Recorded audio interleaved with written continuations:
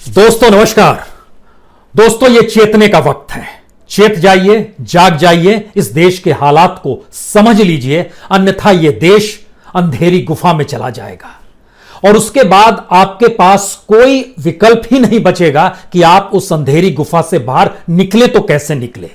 चाहे वो शिक्षा का क्षेत्र हो, चाहे हेल्थ सेक्टर हो। इतना ही नहीं, जो असंगठित क्षेत्र की स्थिति है उससे बुरी स्थिति इस देश में सरकारी कर्मचारियों की भी हो सकती है।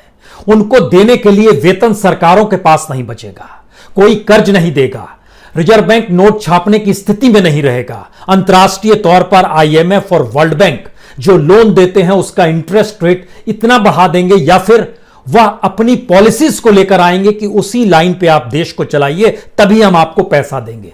ऐसी स्थिति इस देश के भीतर में आ सकती है क्योंकि इस देश को संभालने का विजन मौजूदा सरकार में नहीं है।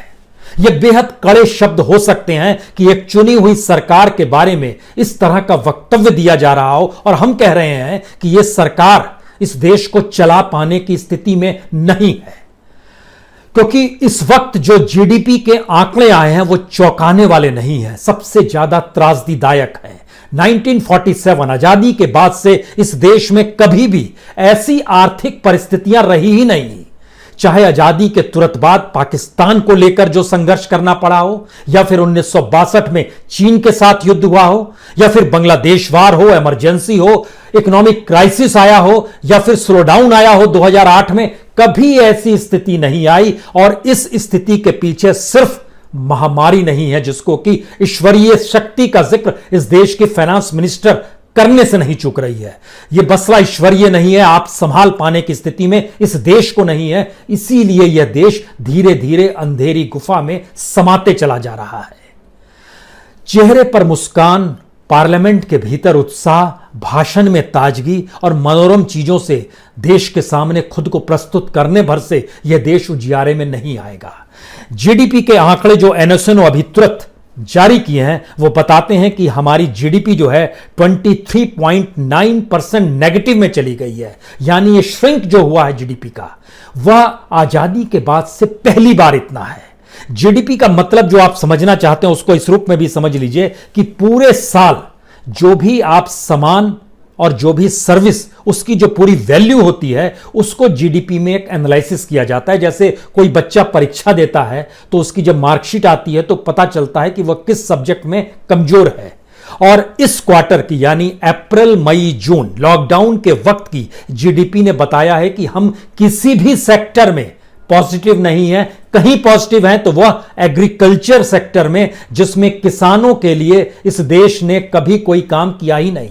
इस देश में किसानों के लिए इंफ्रास्ट्रक्चर, सिंचाई से लेकर बीज से लेकर खाद से लेकर बिजली तक सिर्फ 27% को यह सुविधा है। बाकी किसानों ने अपने आप खुद को खड़ा किया है।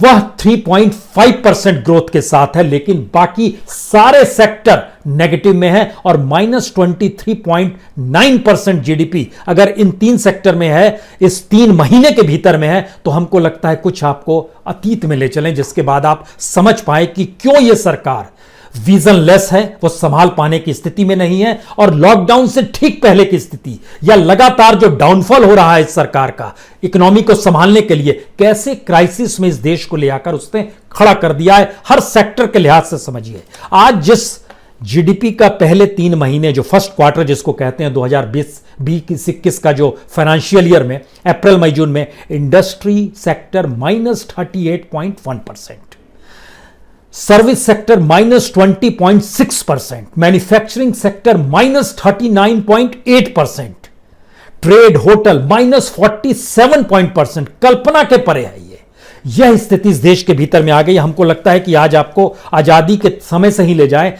सबसे पहले माइनस में हम लोग गए थे 1957-58 में, जब इस देश के भीतर में दूसरा लोकसभा चुनाव हो रहा था। उस समय हम लोग चले गए थे -1.2%।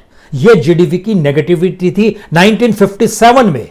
उसके बाद 65 में आइएगा तो -2.6। ये ठीक उसके बाद जब युद्ध हुआ था चीन और उसके बाद लाल बहादुर शास्त्री जब इस देश के प्राइम मिनिस्टर बने थे और जिस 1965 में जो पाकिस्तान के साथ वार हुआ था उस समय हमारी इकोनॉमी नीचे गई थी और -2.6% जीडीपी हो गई थी। उसके बाद 72-73 जब इंदिरा गांधी ने गरीबी हटाओ का नारा बुलंद कर दिया था क्योंकि जीडीपी नीचे जा रही थी, उनको डाइवर्ट करनी थी चीजें, उस समय -0.6 जीडीपी हो गई थी। उसके बाद आइएगा तो 79-80 जो सबसे क्राइसिस का वक्त माना जाता है इस देश के भीतर में, -5.2% 79-80 में। उसके बाद से कभी ऐसी स्थिति जब आई हो तो वो माइनस में नहीं आई। 1991 में जब इस देश में इकोनॉमिक रिफॉर्म हो रहा था उस समय 1.4% जीडीपी थी जो सबसे लोएस्ट थी, और उस समय भी आईएमएफ और वर्ल्ड बैंक ने जो लोन दिया था, उस समय पीवी नरसिम्हा राव थे और मनमोहन सिंह उस समय फाइनेंस मिनिस्टर थे, और उन्होंने इकोनॉमी को पटरी पर लाने के लिए जो काम शुरू किया उसके बाद से कभी नेगेटिव में हम लोग नहीं आए। आपके भीतर यह सवाल होगा कि नेगेटिव में तो इसलिए आए हैं कि कोरोना वायरस है, हम उसका सच भी आपको आज बताएंगे। 1991 के बाद 2001 में जब अटल बिहारी वाजपेयी थे उस समय सबसे कम जो हमारी जीडीपी गई थी वो 3.9% गई थी। उसके बाद 2011-12 में जब इस समय मनमोहन सिंह की सरकार थी, घोटालों का जिक्र हो रहा था, तब जीडीपी 5.5% गई थी। उसके बाद जब प्रधानमंत्री मोदी बन गए और इकोनॉमी को उन्होंने बोलना शुरू किया कि हम शानदार इकोनॉमी के साथ खड़े हैं और हम हार्ड नहीं हार्डवर्क को जोर देते हैं, तो उसके बाद की स्थिति क्या होती चली गई। हमको लगता है कि सबसे बेसिक पॉइंट समझिए, 2018 के फर्स्ट क्वार्टर में 8.2% जीडीपी थी जो मैक्सिमम थी, लेकिन उसके बाद से घटनी शुरू हुई। यानी 2018 के जनवरी, फरवरी, मार्च, अप्रैल, मई, जून, यहां तक स्थिति 8% के बाद, उसके बाद जब नीचे आनी शुरू होती है तो 2019 पिछले साल को लीजिए आप, लास्ट ईयर जनवरी, फरवरी, मार्च 5.7%, अप्रैल, मई, जून यानी 2019-20 का जो फर्स्ट क्वार्टर था, जैसे आज फर्स्ट क्वार्टर का जो रिजल्ट आया जिसमें -23.9% है, वह 2019-20 में चले जाएगा 5.2%। उसके बाद जुलाई, अगस्त, सितंबर 4.4%, अक्टूबर, नवंबर, दिसंबर 4.1%, जनवरी, फरवरी, मार्च जो इस साल का था वह 3.3%। ये लगातार हम कम होते चले जा रहे हैं। इकोनॉमी डामाडोल थी इस महामारी के दौर में, उसमें आग इसलिए लगी क्योंकि हमारे पास कोई विजन नहीं था और हमने इस देश को स्टैंड स्टिल लाकर खड़ा कर दिया, यानी जो जैसे वैसे ही अपने घर में बंद हो जाए। पूरी इकोनॉमी को दरवाजे के साथ बंद कर दिया, लोगों को दरवाजे के साथ बंद कर दिया, किसी दिशा में कोई ध्यान नहीं कि, और इन सब के बीच में जब स्थिति हमारी इतनी बिगड़ गई कि जीएसटी और इनकम टैक्स की वसूली भी जो लगभग 30 से 34% तक नीचे चली गई, तब सेंटर ने कहा स्टेट से हम आपको पैसा दे पाने की स्थिति में नहीं होंगे। यहीं से सबसे बड़ी बात निकलती है इस देश में। हम क्यों आपसे कह रहे हैं कि जाग जाइए? इसलिए कह रहे हैं क्योंकि आजादी का मतलब कभी पॉलिटिकल और सिविल एस्पेक्ट नहीं होता है, बल्कि इकोनॉमिक एस्पेक्ट भी होता है, सोशल एस्पेक्ट भी होता है, और जो एजुकेशन है, जो शिक्षा है, जो नौकरी करने वाले उनको जो वेतन है, जो बेसिक राइट्स है, अगर वो आपको ना मिल रहा हो तो फिर आजादी का क्या मतलब है? हम लोग एक ऐसी स्थिति में आ गए, हम उस दिशा में आपके पास आए उस फैक्ट एंड फिगर के साथ। उससे पहले इस बात को भी समझ लीजिए कि क्यों हम इस बात का जिक्र आपसे करना चाह रहे हैं कि इन्होंने स्थिति पहले से बिगाड़ी है। और हमको लगता है कि जनवरी से मार्च तक तो कुछ भी नहीं था, उस समय का डाटा देखिए, और अप्रैल से जुलाई तक का डाटा देखिए। जरा इसको समझने की कोशिश अब कीजिएगा। मैन्युफैक्चरिंग जनवरी से मार्च में ही माइनस में चली जा चुकी थी, -1.4, जो मैन्युफैक्चरिंग आज की तारीख में बढ़ते बढ़ते जुलाई तक में 38% नीचे आ चुकी है, जिसमें इंडस्ट्री ग्रोथ जो है -38% हो गया है। कंस्ट्रक्शन जनवरी, फरवरी, मार्च यानी लॉकडाउन नहीं हुआ था, महामारी नहीं आई थी, -2.2% में वो आ चुका था, वो आज की तारीख में -42% हो गया है। जो ट्रेड, होटल, ट्रांसपोर्ट, कम्युनिकेशन जो इस दौर में काम ही नहीं कर रहे थे वो -44% तक पहुंचे हैं। लेकिन जनवरी, फरवरी, मार्च में भी दुनिया के तमाम देशों की फहरिस्त में भारत सबसे कम था, 2.6%, वह भी नीचे आ गया था। माइनिंग जो दुनिया में 10% से ऊपर रहती है, जनवरी, फरवरी, मार्च में हम उसमें 5.2% पे आ गए थे, आज की तारीख में -22% पे खड़े हैं।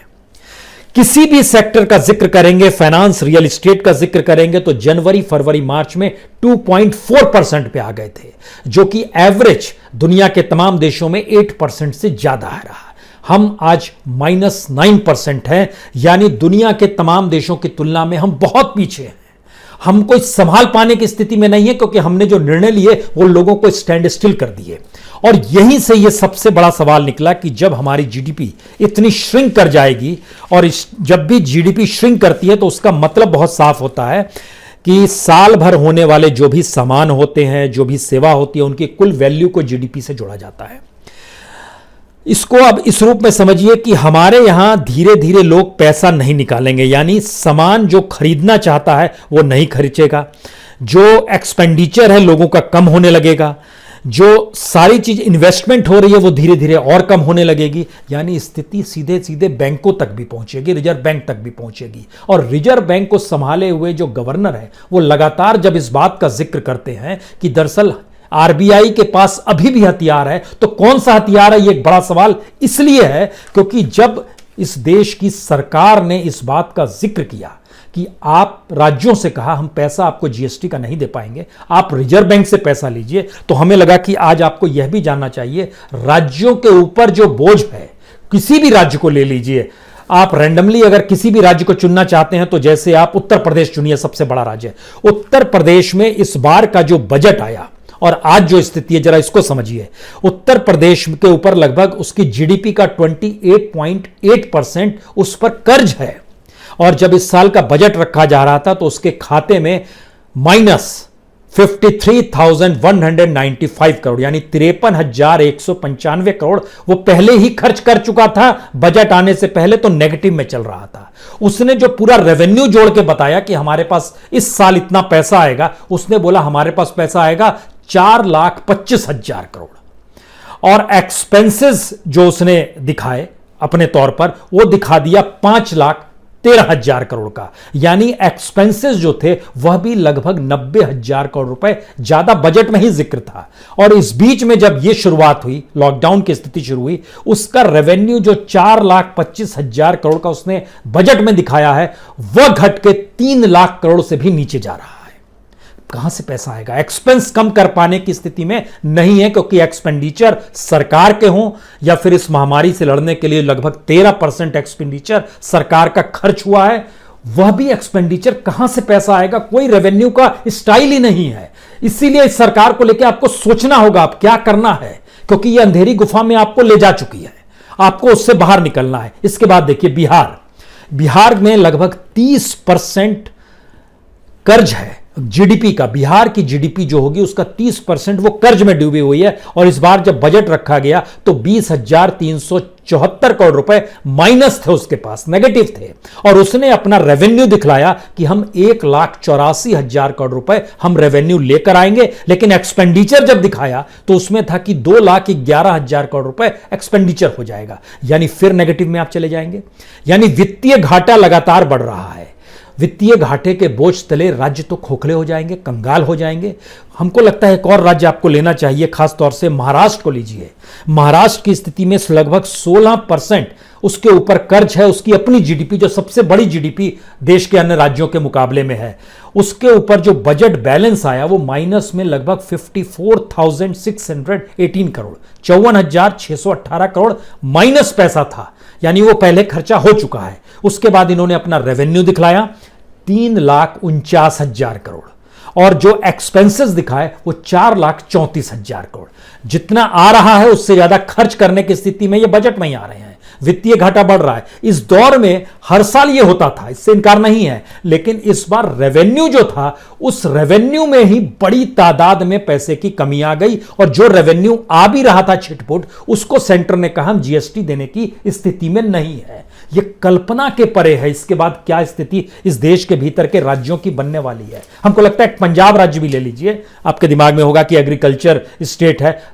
पंजाब के ऊपर तो सबसे ज्यादा 38% उस पर कर्ज है, और उसने जो अपना बजट बैलेंस दिखाया उसमें 18,828 करोड़ नेगेटिव थे। रेवेन्यू जो उसने दिखलाया बजट में वो बताया कि हम लगभग 88,000 करोड़ रुपए रेवेन्यू से कमा लेंगे, खर्च करेंगे 1.55 लाख करोड़। डबल आप खर्च कर रहे हैं, उसमें इस नेगेटिव को भी जोड़ रहे हैं, यानी बढ़ते जा रहा है। यानी अगर सब कुछ सामान्य भी होता तो भी पंजाब का बजट जो है आने वाले वक्त में, उसके बाद जब 2021 का बजट रखा जाता तो 18,000 करोड़ से बढ़कर वो लगभग 60,000 करोड़ रुपए माइनस हो गया होता। ये कल्पना के परे अब तो और बुरी स्थिति है। और जब और बुरी स्थिति का हम आपसे जिक्र कर रहे हैं, अब यहां पर आपको समझने की जरूरत है हम क्यों कह रहे हैं। नोटबंदी इस देश के लिए डिजास्टर था।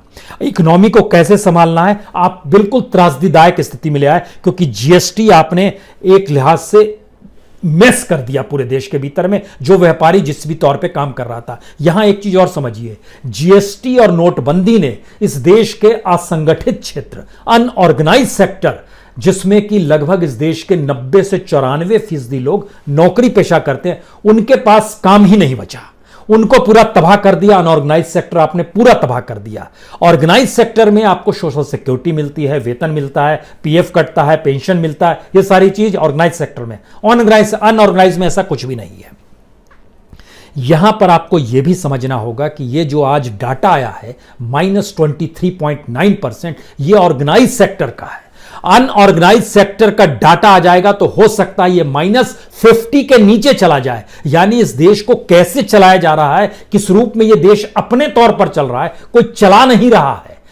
तो ऐसे में जिस सरकार को आपने चुना है उसी ने इसको मेस में क्रिएट कर दिया। और जब हम आपसे बार बार इस बात का जिक्र कर रहे हैं कि ऐसी परिस्थिति आ गई है, तो हमको लगता है कि जिम्मेदारी राज्य सरकारों की होती है कि वो अपने नागरिकों की जो सामाजिक आर्थिक जो बेसिक जरूरतें हैं उसको तो पूरा करें। उसके लिए स्टेट के पास पैसा नहीं है।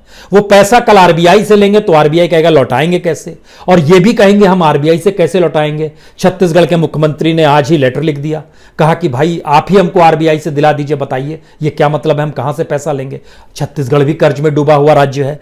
अब सवाल यह था कि अगर आरबीआई से पैसा लेंगे और लौटाएंगे नहीं तो आरबीआई क्या अपने तौर पर सिर्फ नोट ही छापते रहेगा और इस सरकार को नोट ही देते रहेगा। और आरबीआई को भी अब जुगाड़ करने के लिए अपने सिक्योरिटीज को सेल करना पड़ रहा है। 20,000 करोड़ रुपए आज उसने कहा है कि हम किसी तरह व्यवस्था करेंगे। सवाल यह नहीं है। सवाल यह है कि आने वाले अगले 3-4 महीनों में क्या हो सकता है। हो यह सकता है कि कर्मचारियों को वेतन ना दे पाने की स्थिति में राज्य सरकारें आ जाएं। हो सकता है एम्प्लॉयमेंट गारंटी योजना जो इस देश में चल रही है पूरे तरीके से ठप हो जाए। अभी तो ठप होने की स्थिति में आ रहे, पूरे तरीके से राइट टू फूड कोई मायने नहीं रखेगा। ये मिड डे मील तक देने की स्थिति में सरकार नहीं आ पाएगी। उसके लिए अभी भी अच्छा है, आज की बात जब हम कर रहे हैं तो इस देश में मिड डे मील वाले स्कूल नहीं चल रहे हैं, वहां पर भोजन नहीं, जबकि उसका बजट जो है लगभग 11,000 करोड़ का बजट है, वह भी कर पाने की स्थिति में सरकार नहीं आ पा रही है।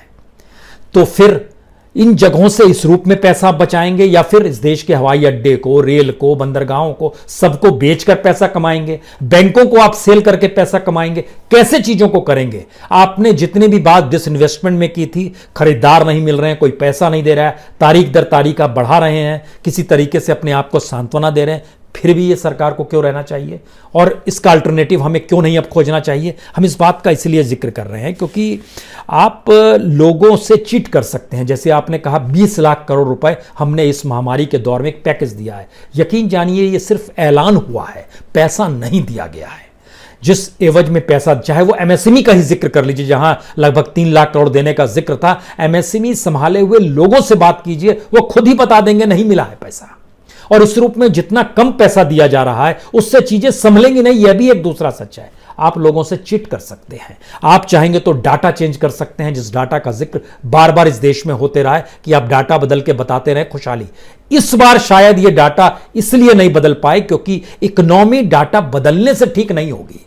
इकोनॉमी के लिए सबका पेट भरा होना चाहिए, रोजगार चलना चाहिए, इंडस्ट्री चलनी चाहिए, कॉरपोरेट का काम होना चाहिए, सर्विस सेक्टर वर्क कर रहा, सारी चीजें ठप है, सभी दिखाई दे रहा है नेगेटिव में। तो फिर कैसे आप चीजों को संभालेंगे? और अगर नहीं संभाल पाएंगे तो फिर आप अब डाटा को चेंज नहीं करेंगे। लेकिन इस डाटा को दिमाग में हमेशा रखिएगा, इस देश के ऑर्गेनाइज सेक्टर का ये डाटा है। अनऑर्गेनाइज सेक्टर का डाटा जिस दिन इस देश के सामने आएगा तबाही मच जाएगी। ऐसी स्थिति इस देश में कभी नहीं आई जो इस देश की दिशा में हम बढ़ते चले जा रहे हैं।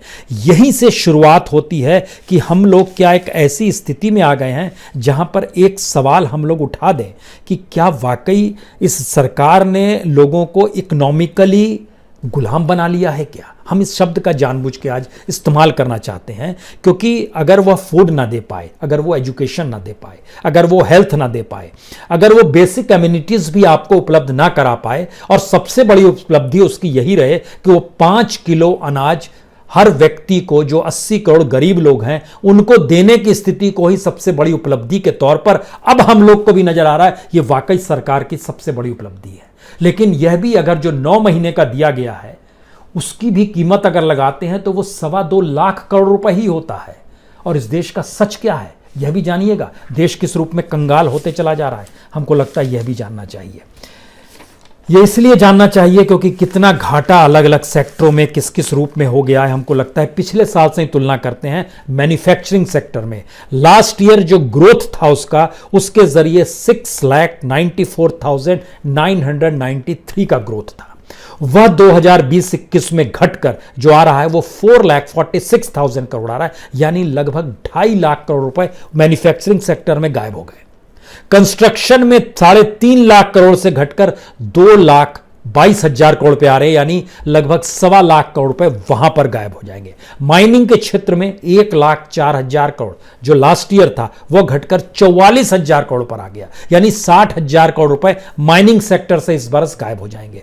अगर यह स्थिति धीरे धीरे, और खासतौर से हमको लगता है ट्रेड, होटल, ट्रांसपोर्ट, कम्युनिकेशन और जो ब्रॉडकास्टिंग का इलाका जो है ना, जो चैनलों के दायरे में भी आते हैं, उसको भी जोड़िएगा तो तकरीबन लास्ट ईयर 8,06,915 करोड़, ये लास्ट ईयर का डाटा है। इस बार का ग्रोथ वो घट के 5,22,881 करोड़, यानी 2,84,000 करोड़ जो है वो माइनस होते चला जा रहा है। हमारे पास कहां चीजें बच पा रही है, इकोनॉमी आप संभाल नहीं पा रहे हैं। जो पैसा आना चाहिए वो अब आएगा नहीं, खर्च जो करने की स्थिति में है आप उसको रोक लगा पाने की स्थिति में नहीं आ पा रहे हैं, क्योंकि आपके पास कोई ऐसा विजन नहीं है।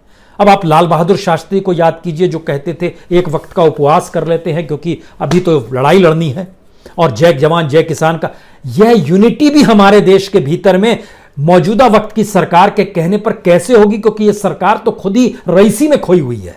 इसकी चकाचौंध जो है वो अद्भुत है। उसको कोई शर्म नहीं है कि हम इस रूप में कैसे जी सकते हैं। इस देश की स्थिति जब एक कंगाल परिस्थिति में पूरा देश जा रहा है तो भी आप रईसी में जिएंगे।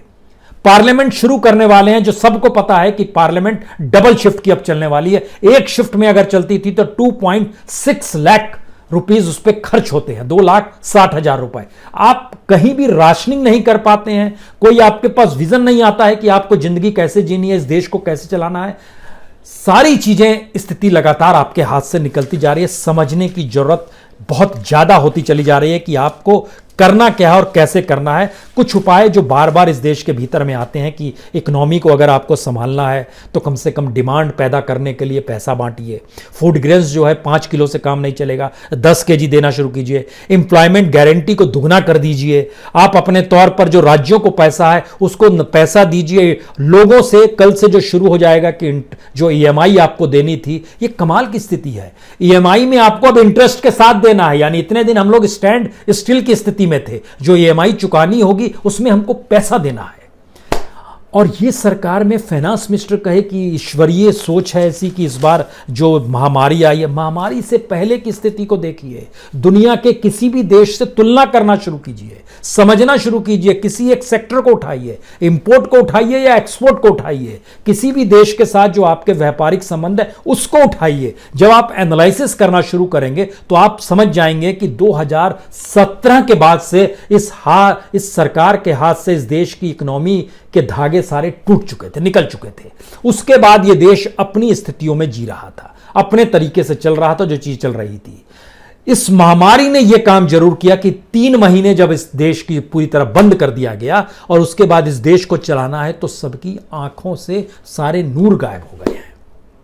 कैसे आप चीजों को संभालेंगे? आजादी के बाद की सबसे विकट आर्थिक परिस्थितियों को जीने के लिए उसी सरकार के हाथों हमको उजाले में आने की सोचना है जिस सरकार ने अंधेरे में पहुंचा। क्या यह संभव है? कैसे संभव है? अब सवाल यह नहीं उठता है कि इसके तरीके, तौर तरीके क्या होंगे। इस देश के भीतर में जो छात्र जो संघर्ष कर रहे हैं कि परीक्षाओं को लेकर स्टूडेंट्स स्कूल नहीं जा पा रहे हैं, ऑनलाइन का इंफ्रास्ट्रक्चर हमारे यहाँ एवरेज जो है वो 27% को पार कर पाने की स्थिति में नहीं आ पा रहा है, तो क्या आर्थिक तौर पर इस देश को पूरी तरीके से लोगों को बंधक बना लिया जाएगा और कल आने वाले वक्त में कहेंगे कि हम लोग फाइनेंशियल इमरजेंसी का ऐलान करते हैं जिसमें अब हम ही सारी चीज़ें तय करेंगे, आपको कितने पैसे बैंक से मिलेंगे, कितनी रोटी आपको खानी चाहिए। और ये गुलामी एक जीती हुई सरकार जो बहुमत के साथ सत्ता में मौजूद है, अगर वो ना संभाल पाए तो क्या 5 साल इंतजार किया जाए? ये सोचिए जरूर अब, क्योंकि यह स्थिति बिगड़ेगी। और अभी तो सिर्फ अप्रैल मई जून का आया और हम लोग सितंबर में घुस चुके हैं। जुलाई में कोई काम नहीं हुआ, अगस्त में कोई काम नहीं हुआ, सितंबर में भी तमाम जगहों पर लॉकडाउन हो गई है। ये 3 महीने के जब रिजल्ट आएगा तो उसके बाद हम लोग 3 महीने आगे बढ़ चुके होंगे, यानी अक्टूबर नवंबर दिसंबर में अब इस 3 महीने का रिजल्ट आएगा। इस बीच में सोचिए क्या स्थिति इस देश की होने वाली है। संभल जाइए, जाग जाइए, होश में आइए। देश को कम से कम अंधेरी गर्त में जाने से रोकने के लिए आवाज तो निकालना शुरू कीजिए। बहुत बहुत शुक्रिया, बहुत बहुत शुक्रिया।